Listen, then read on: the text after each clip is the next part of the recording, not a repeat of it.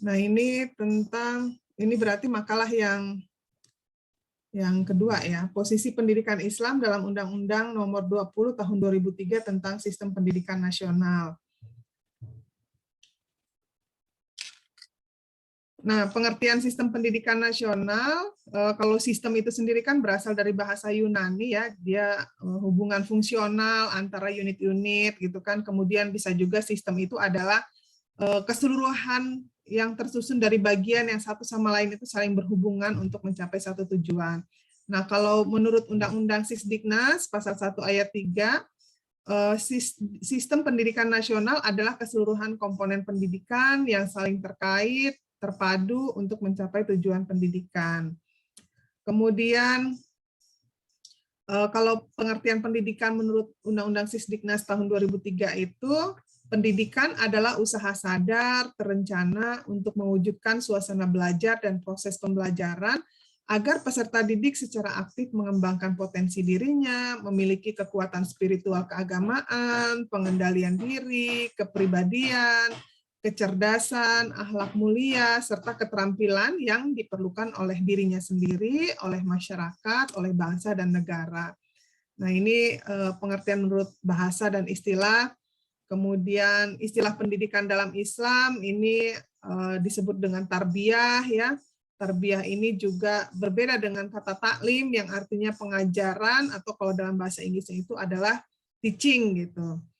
Nah, kemudian kalau istilah tarbiyah ini ada 3 pengertian, tarbiyah yang artinya berkembang atau tarbiyah yang artinya tumbuh, dan ketiga adalah tarbiyah yang artinya memperbaiki, bertanggung jawab, memelihara, dan mendidik.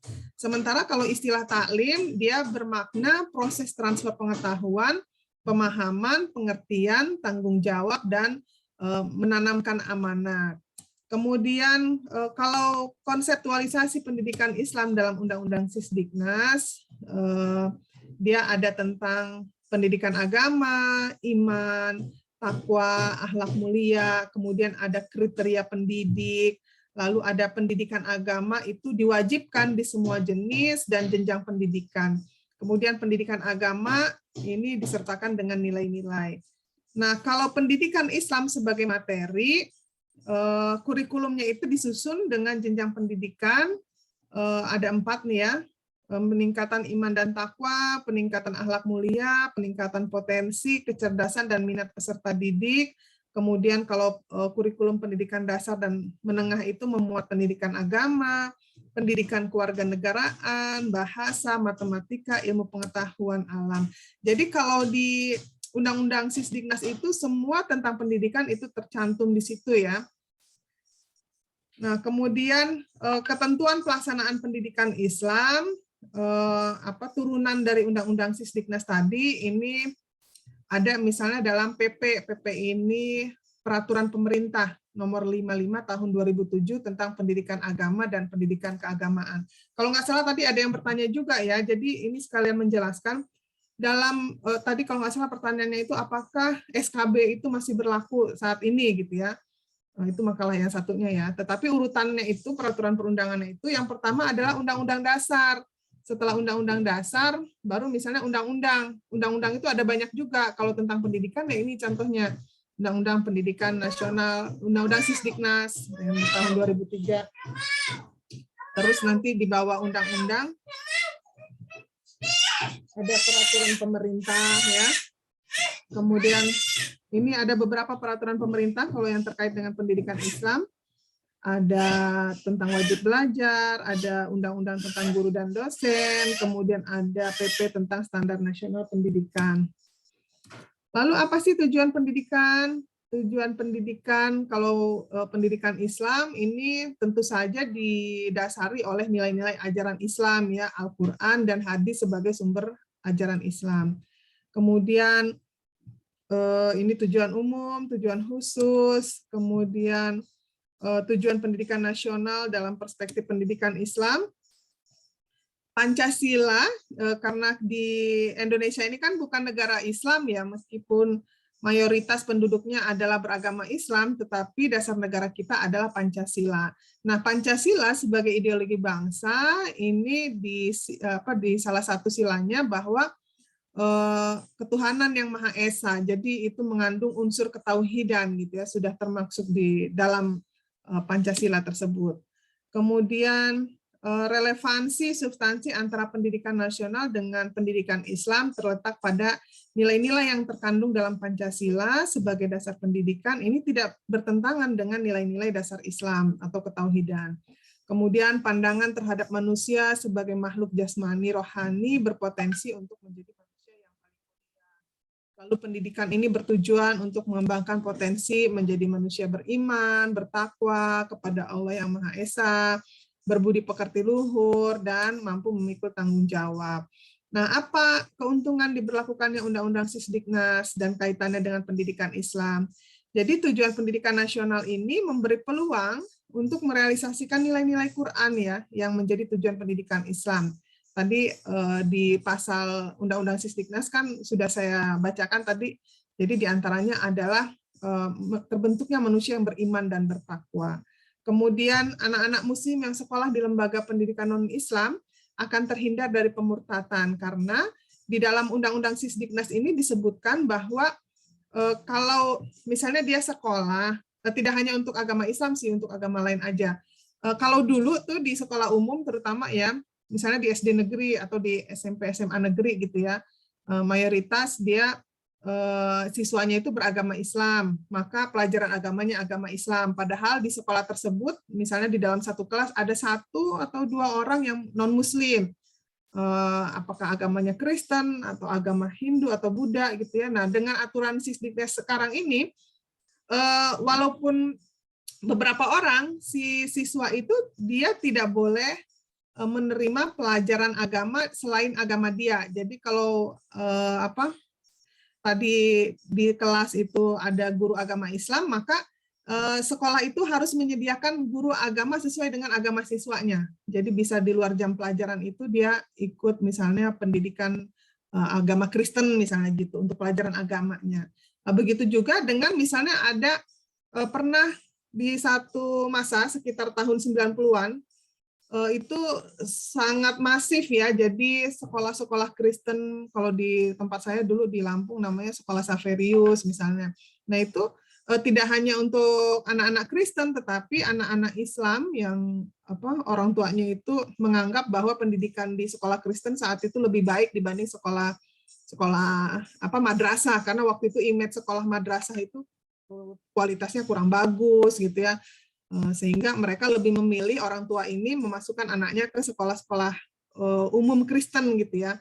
Nah, waktu itu pendidikan agamanya pendidikan agama Kristen gitu. Jadi di kelas walaupun ada 5 siswa Muslim, ya tetap karena itu adalah sekolah Kristen dia mendapat pendidikan agama Kristen.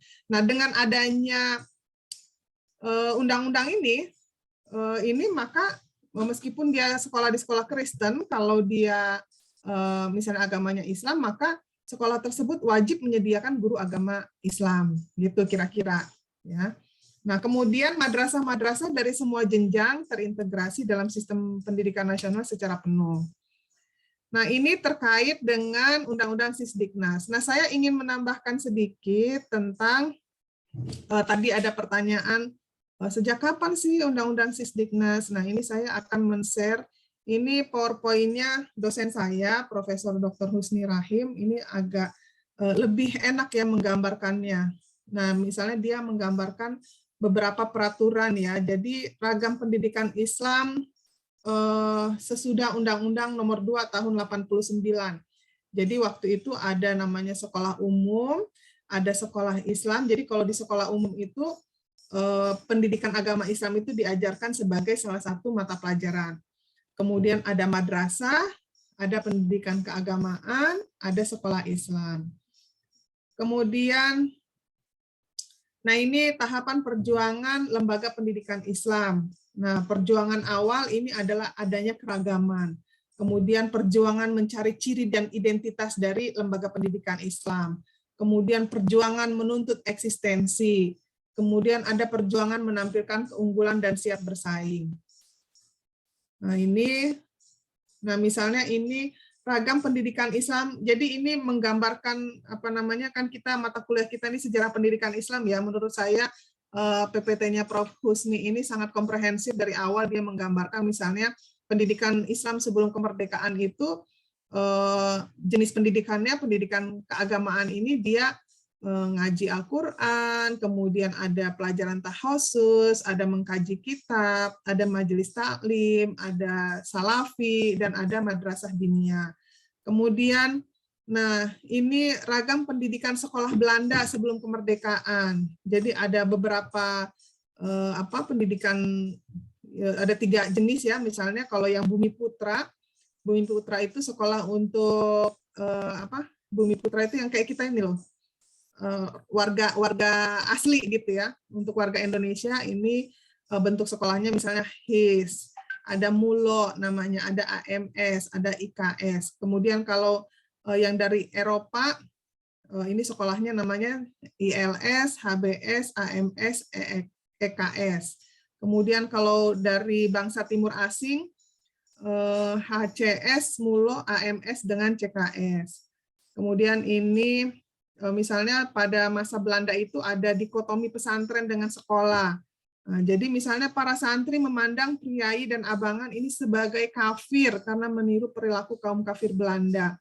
Nah, jadi waktu itu saya ingat ya, ibu saya pernah cerita karena ibu saya itu alumni pesantren di namanya Pesantren Mustafawiyah di Purba Baru di Sumatera Utara. Jadi saat itu tidak boleh belajar bahasa Inggris karena dianggap bahasa Inggris itu adalah bahasanya kafir. Nah, jadi kalau belajar bahasa Inggris nanti menjadi kafir sehingga bahasa Inggris tidak boleh dipelajari. Nah, ini kira-kira seperti itu ya gambarannya. Jadi ada dikotomi gitu ya, orang pesantren menganggap priai dan abangan ini sebagai kafir karena perilakunya meniru kaum kafir Belanda, misalnya dari pakaiannya kayak orang Eropa gitu kan, dari pendidikannya di sekolah Belanda gitu. Nah, sementara sebaliknya, kaum priai ini memandang rendah santri. Katanya mereka hanya belajar agama, hanya persoalan ibadah. Gitu. Ini waktu itu saya ingat betul yang disampaikan oleh Prof. Husni. Kemudian, ini saya lewatkan. Nah, ini contoh lembaga pendidikan agama Islam ya, Pesantren Tebu Ireng, Madrasah Jamiat Khair, ini cukup lama ya, sejak tahun 1800-an gitu, dan ini masih pesantren-pesantren ini masih ada sampai sekarang. Nah, ini misalnya ada dulu Muhammadiyah punya namanya Quick School Muhammadiyah. Nah, jadi yang merespon lebih cepat itu Muhammadiyah ya. He's made the Quran Muhammadiyah. Jadi karena waktu itu kan Belanda membuat peraturan bahwa sekolah-sekolah yang boleh eksis hanya sekolah dengan kurikulum Belanda. Nah, kalau dia masih pakai kurikulum pesantren, maka dia tidak boleh ada di kota, tetapi harus ke tempat pelosok gitu, ke desa. Nah, sehingga Muhammadiyah itu menawarkan satu kurikulum baru gitu ya. Dia mengadopsi kurikulum Belanda, tetapi juga di dalam sekolah Muhammadiyah itu dia ada pendidikan agamanya. Beda dengan sekolah Belanda. Kalau sekolah Belanda kurikulum umum dan pendidikan yang diajarkan di sekolah Belanda itu adalah pendidikan Nasrani, karena salah satu tujuan mereka sekolah itu adalah sebagai salah satu misionaris gitu ya. Waktu itu kan ketika Belanda datang ke Indonesia, Islam di Indonesia itu sangat pemeluknya itu fanatik gitu ya. Dan kalau fanatisme keagamaan Islam itu dianggap Belanda itu membahayakan gitu, karena ya tahu sendiri ya. Misalnya contoh akhir-akhir ini aja, meskipun Islamnya itu Islam KTP ibarat kata ya kalau istilah kita, tapi kalau dicolek soal keagamaan, pasti semua pengen jihad gitu kan. Contoh misalnya ada yang menghina Nabi, ada yang membuat karikatur Nabi, itu kan langsung semuanya ini bergerak gitu kan, langsung demo gitu. Nah, makanya Belanda saat itu menganggap bahwa fanatisme Islam di Indonesia itu harus dikikis. Cara mengikisnya adalah dengan mendirikan sekolah-sekolah umum tadi, dan pelajaran itu pelajaran agama Nasrani gitu. Nah, kemudian ini tadi. Jadi Undang-Undang Sisdiknas itu sudah lama ya. Tadi yang bertanya ya Diki kalau nggak salah ya. Jadi Undang-Undang Sisdiknas itu sudah lama, tetapi memang selalu diperbaharui, revisi undang-undang. Nah, contoh misalnya Lembaga Pendidikan Islam setelah Undang-Undang Sisdiknas nomor 4 tahun 50, Junto nomor 12 tahun 54. Nah, terus ini juga terkait dengan pertanyaan tadi, apakah SKB tahun 75 itu masih diberlakukan? Tentu saja tidak gitu ya. Jadi kita itu selalu memakai undang-undang dan peraturan di bawahnya yang terbaru gitu. Jadi kalau sudah ada yang terbaru, yang lama ya nggak dipakai lagi dong gitu. Nah, ini misalnya kalau bagaimana posisi lembaga pendidikan Islam setelah Undang-Undang Sisdiknas tahun 50 tadi, ini terpisah masing-masing nih, ada 3 macam. Misalnya sekolah umum, itu jenjang pendidikannya ada TK, SD, SMP, SMA, perguruan tinggi umum. Kemudian ada madrasah. Madrasah itu jenjangnya Raudatul Atfal, kemudian ada madrasah ibtidaiyah, madrasah sanawiyah, madrasah aliyah, dan perguruan tinggi agama. Waktu itu namanya IAIN ya, bahkan UIN Jakarta dulu namanya IAIN. Kalau yang lebih sedikit ada namanya STAIN. Gitu. Kalau IAIN itu terdiri dari beberapa, kan Institut Agama Islam Negeri, jadi terdiri dari beberapa fakultas agama. Tapi kalau STAIN itu Sekolah Tinggi Agama Islam Negeri, itu biasanya terdiri hanya satu fakultas keagamaan aja. Nah, lalu selain dari 2 lembaga ini, ada juga namanya pendidikan keagamaan. Inilah yang ada pengajian Al-Quran, ada diniyah ula, ada diniyah wusta, ada diniyah ulia, ada ma'had ali. Ini semacam pesantren gitu ya. Nah, ini jenis lembaga pendidikannya. Dan ini masing-masing berdiri sendiri-sendiri. Kan? Tuh, masing-masing dia nggak ada hubungan antara satu sama lain. Kemudian pendidikan Islam sesudah Undang-Undang nomor 4 tahun 50. Ada sekolah umum. Jadi sekolah umum itu ada mata pelajaran PAI dan ada juga sekolah Islam. Nah, ini semuanya diakomodir dalam Undang-Undang Sisdiknas. Nah, di luar yang diakomodir Undang-Undang Sisdiknas itu ada pendidikan keagamaan, yaitu berupa pesantren dan madrasah. Kemudian ini tadi kan dia di luar kan, jadi pendidikan keagamaan, madrasah dan pesantren ini tidak diatur dalam Undang-Undang Sisdiknas, sehingga karena tidak diatur dalam undang-undang, terdiskriminasi, eksistensinya tidak diakui, tidak dihargai, gitu kan? Yang tadi di tabel-tabel itu dia berdiri masing-masing itu, jadi ada dikotomi gitu kan? Ciri khasnya juga tidak ada gitu. Nah, akhirnya setelah berjuang, kaum Islam ini berjuang menuntut eksistensi untuk mengembalikan ciri dan identitasnya, muncullah SKB 3 Menteri tadi. Ini kaitannya dengan makalah yang sebelumnya ya, SKB 3 Menteri tahun 75, kemudian setelah itu ada Undang-Undang nomor 2 tahun 89. Ini Undang-Undang Sisdiknas juga, tapi ada revisinya. Nah, ini bedanya. Masih menyimak? Masih, Bu. Ya. Kalau tadi, masih ingat kan tabel yang tadi, dia sendiri-sendiri kan, lurus, sekolah sendiri, madrasah sendiri, pendidikan keagamaan sendiri. Nah, ini kalau ini dia sudah saling silang nih.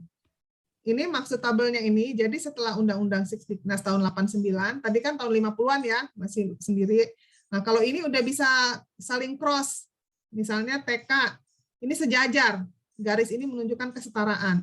TK umum dengan Raudatul Atfal yang punya madrasah itu setara. Jadi lulusan dari Raudatul Atfal, dia bisa masuk ke SD negeri, atau dia mau linear ke madrasah bisa, ini linear ya, ke atas. Jadi Raudatul Atfal, madrasah ibtidaiyah, sanawiyah, aliyah, sama perguruan tinggi agama Islam. Nah, ini bisa linear, atau dia misalnya mau nyebrang ke sekolah umum bisa. Nah, kemudian ini misalnya semua jenjang ini setara, SD setara madrasah, SMP setara sanawiyah, SMA setara aliyah gitu kan. Perguruan tinggi umum setara perguruan tinggi agama. Nah, sehingga yang misalnya lulusan dari madrasah aliyah, dia nggak mau ke IAIN, dia maunya masuk UI, bisa. Karena ijazahnya diakui gitu. Hanya saja yang pendidikan keagamaan yang ini masih sendirian. Masih berdiri sendiri, belum bisa cross gitu ya. Jadi ijazahnya belum diakui saat itu tahun 89. Tetapi nanti kalian, kalau nggak salah mungkin ini di makalah yang terakhir ya, tentang undang-undang pesantren kan sudah ada tuh, tahun 2019, baru 2 tahunan. Nah ini sudah diakui, sehingga dia setara dan bisa saling bisa melanjutkan, misalnya yang tadinya dari dinia ulia, dia bisa ke perguruan tinggi yang umum atau perguruan tinggi agama gitu. Jadi kalau ini kan dia masih single fighter, dia sendirian. Kemudian, nah setelah ada perjuangan dari umat Islam menuntut eksistensi dan mengembalikan ciri dan identitas, akhirnya lahir Undang-Undang Nomor 20 Tahun 2003, sama Undang-Undang Sisdiknas juga, tapi isinya yang berbeda. Jadi tadi pertanyaannya itu ya, apa yang melatar belakangi, ya tadi yang sudah saya ini, ada ketidaksetaraan gitu ya, sehingga umat Islam selalu berjuang untuk menuntut kesetaraan itu. Nah ini setelah Undang-Undang Sisdiknas tahun 2003, posisi lembaga pendidikan Islam, nah ini udah langsung saling ini kan, yang tadinya pendidikan keagamaan kan tadi berdiri sendiri kan, nah sekarang sudah bisa saling ini cross gitu ya, jadi dia setara. Di dalam Undang-Undang Sisdiknas, yang sekolah umum, madrasah maupun pendidikan keagamaan itu bisa saling silang gitu ya, saling setara gitu ya. Nah, kalau sekolah umum ini kan biasanya di bawah Kementerian Pendidikan. Kalau madrasah biasanya di bawah Kementerian Agama. Nah, kalau pendidikan keagamaan itu biasanya kan ada di yayasan ya. Yayasan apa yang dibangun oleh masyarakat gitu kan. Kayak misalnya pesantren-pesantren itu kan sebagian besar kan itu ya nggak ada yang punya pemerintah kan. Semua pesantren itu swasta gitu. Nah, sekarang sudah diakui. Jadi kalau untuk tingkat TK itu setara dengan Raudatul Atfal, setara dengan pengajian. Terus kalau tingkat SD setara dengan Madrasah Ibtidaiyah, setara dengan Dinia Ula. SMP setara dengan Sanawiyah, dengan Dinia Wusta. SMA setara dengan Aliyah, dengan Dinia Ulia. Terus perguruan tinggi umum seperti UI itu setara dengan UIN. Terus setara juga dengan Ma'had Ali gitu kan. Nah, jadi ini. Terus misalnya yang dari Madrasah Ibtidaiyah, dia mau ke sekolah umum, bisa dia pindah ke SMP. Gitu. Nanti dari SMP, kalau dia pengen lagi ke Aliyah, bisa. Karena setara, ijazahnya itu diakui sama-sama. Terus misalnya dari Madrasah Aliyah, dia pengen ke Ma'had Ali, bisa. Atau misalnya dari lulusan Dinia Ulia, dia mau ke perguruan tinggi agama seperti UIN, atau ya UIN kan di bawah Kementerian Agama, atau misalnya dia mau ke Undip, Universitas Diponegoro di bawah Kementerian Pendidikan, bisa gitu. Itu setelah Undang-Undang Sisdiknas. Jadi undang-undangnya sama, tetapi isinya kebijakan itu lebih bagus gitu loh, lebih berpihak kepada lembaga pendidikan Islam.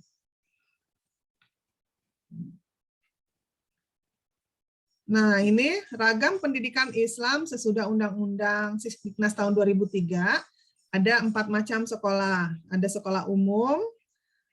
Sekolah umum itu ada mata pelajaran PAI, ya. Kemudian ada madrasah. Madrasah ini kan dia 2 ya.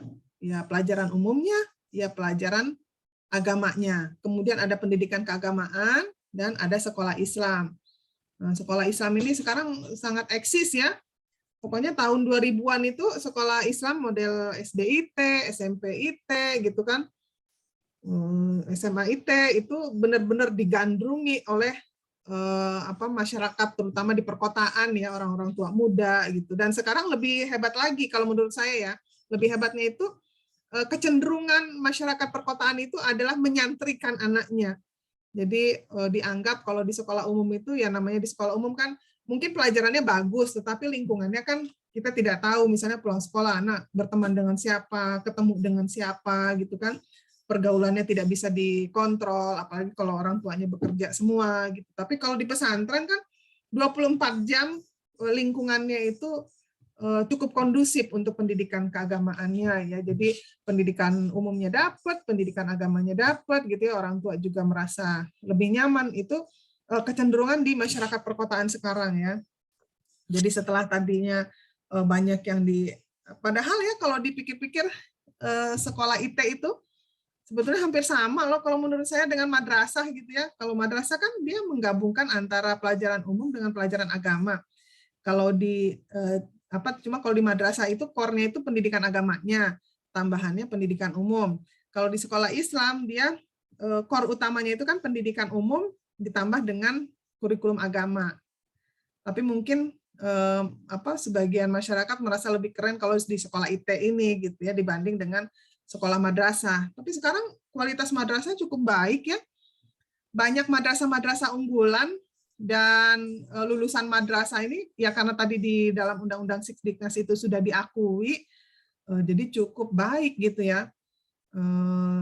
Lulusannya itu banyak yang diterima di perguruan tinggi bergengsi, banyak juga yang diterima di beasiswa luar negeri, kemudian banyak juga yang kalau ada kompetisi yang namanya biasanya itu yang olimpiade fisika, olimpiade robotik, olimpiade gitu, itu biasanya yang madrasah juga banyak yang jadi pemenang gitu, artinya tidak kalah mutunya gitu.